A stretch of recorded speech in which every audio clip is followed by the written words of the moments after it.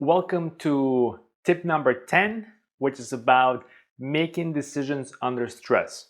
Okay, so in this tip, we're going to take a look at a decision making form that I have made for you that you can use to help you make a better decision.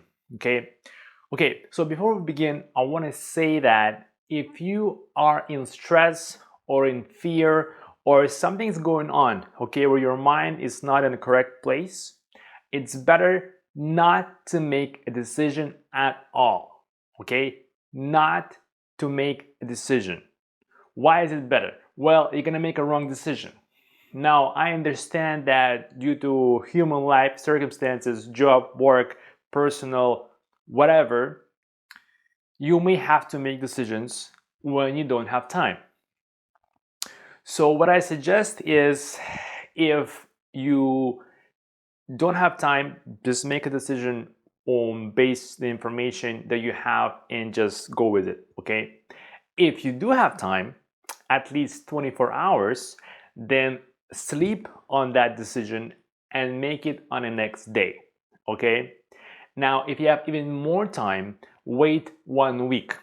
Okay, the 7 days you wait, more information can come your way. Something may change because sometimes, just when you think something's not going to happen, or you're waiting for somebody else to give you an input, it may happen very very fast. Okay, and the information may change your decision. Now if you have more time, wait like a month. Okay, a month is good. And then even if you have more time, wait 3 months or 6 months. So of course, the different type of decisions you're making will affect how much you can wait and so on. So for the decisions that you can have more time, or even a week, sometimes even a day, you can use the framework that I have prepared for you, and you'll be able to download this file as a PDF in the section below under this video. Okay, so let's take a look. And in this video, I'm gonna describe to you what is it. Okay, the page number 1, and then in the second video, I'm gonna describe to you page number 2. And then after that, we're going to take a look at an actual example of how to fill one out and how the process works in real life. Okay. So as you can see on the top, you have today's date and a decision date. Okay. And then you have a problem or an issue, how you want to define it. Okay. There's something that you want to make a decision about. So that's the section here. Okay. So what you want to do is you want to write the date, write the decision date, because it's important. You're going to put your mind in a frame of reference. Okay, write down one sentence. You don't have to go too deep. If you want to, you can. It's up to you, but at least one sentence. And then the first thing we're going to do is we're going to take a look at it from the intuitive feeling versus logical rationalization perspective. Okay, so in this one, and this is the one you want to do first before you do that one. So the reason you want to do this is because you're probably already going to have something inside of you boiled up that's going to come out of you the second you're going to start thinking about this. Okay, so that's what you want to do. You want to start writing down here. Just think about the problem. Just think about it, whatever you wrote here, and then just write. Even if one word comes, 2 words, couple words come, even if it doesn't make sense to you, still write it down. Okay, and just do as much as you can. Okay, and don't worry about it if you think, oh, there's something more inside of me that doesn't seem to come out. You can leave it and then come back to it in like 20 minutes or whatever. Okay, so then you want to move to the logical side. And in the logical side, this is when you want to take a look at some hard evidence, if you have any, or some real hardcore, like something that's factual that may not change.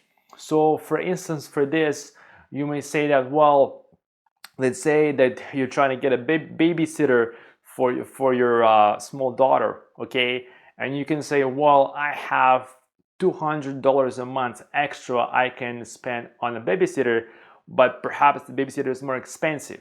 So one of the logical things you can write down here, have some money and then put $200, and then if you have a reference how much it costs, then the difference, that difference will be like your logical money that you need to get, but it's like it's rational. It's not something abstract. It's this is it.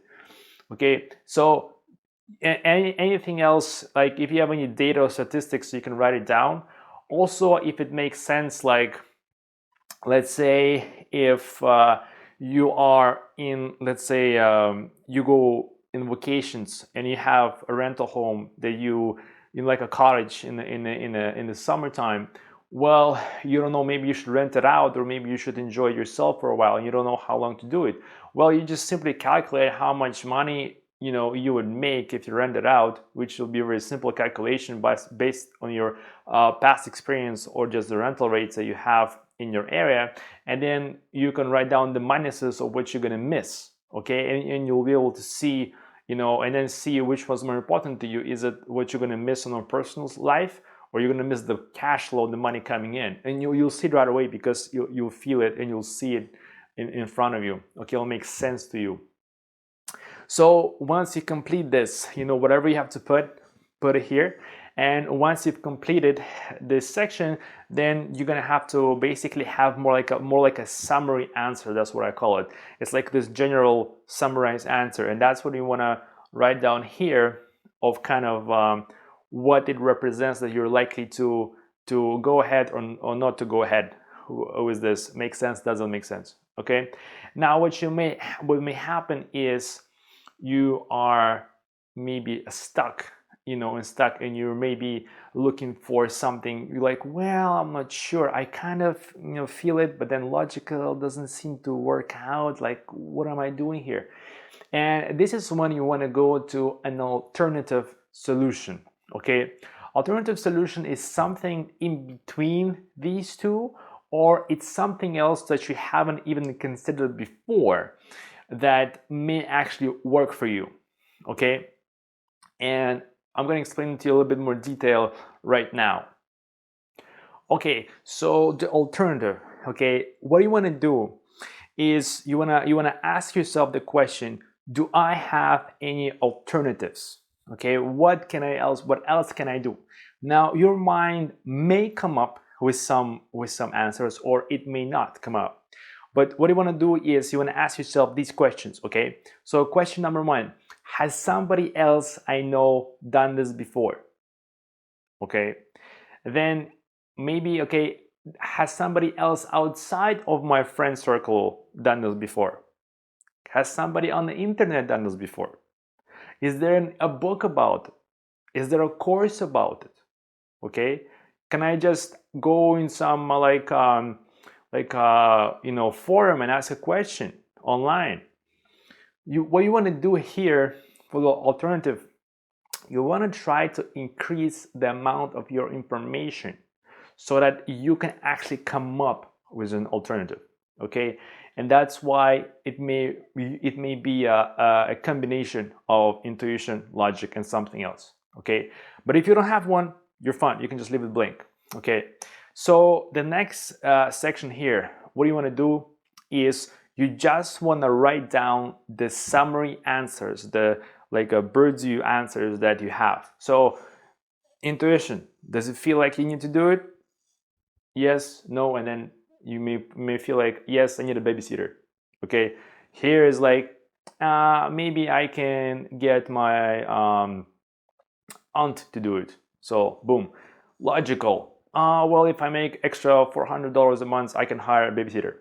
Boom, done. So these are like summaries of your decision for each one. Now, when it comes, the next step is the level of certainty about that specific decision.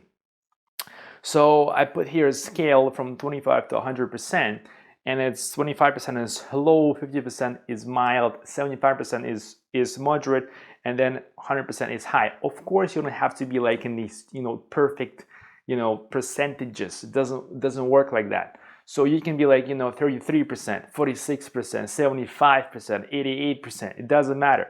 The key is just to get a feel of where you are for each decision.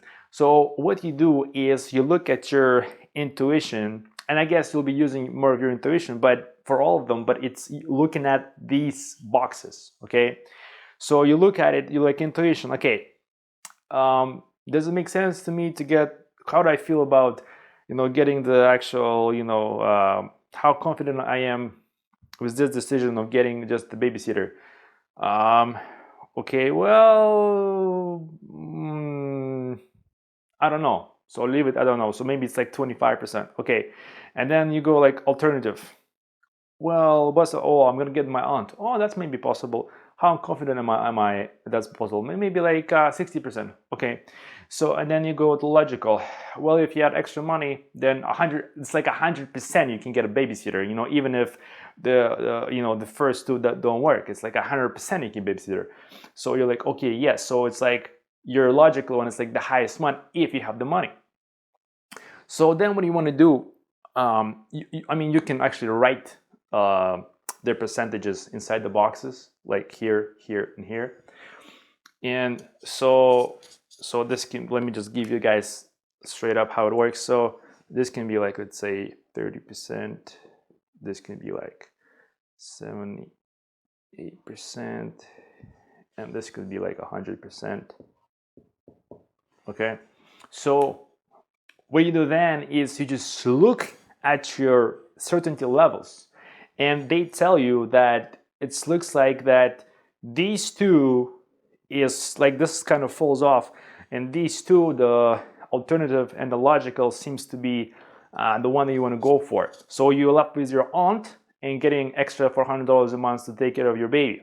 So then you're like, well, if how about this? Maybe aunt, maybe a little bit cheaper or free or something. Maybe I can make an arrangement, some kind of something else with her, and then like the logical one is like, well, and then maybe if the aunt doesn't work out, I go for the extra cash and figure out that. So in this scenario is you actually want to go for first the alternative. So that's actually going to be your choice. So you're going to circle that, and that's going to be the actual decision you want to go for. So, but of course, you want to contact your aunt and ask. But your backup decision is the logical one. So if you want, you can do one, and you can do actually like do a backup one, okay, in case. But this may work just fine.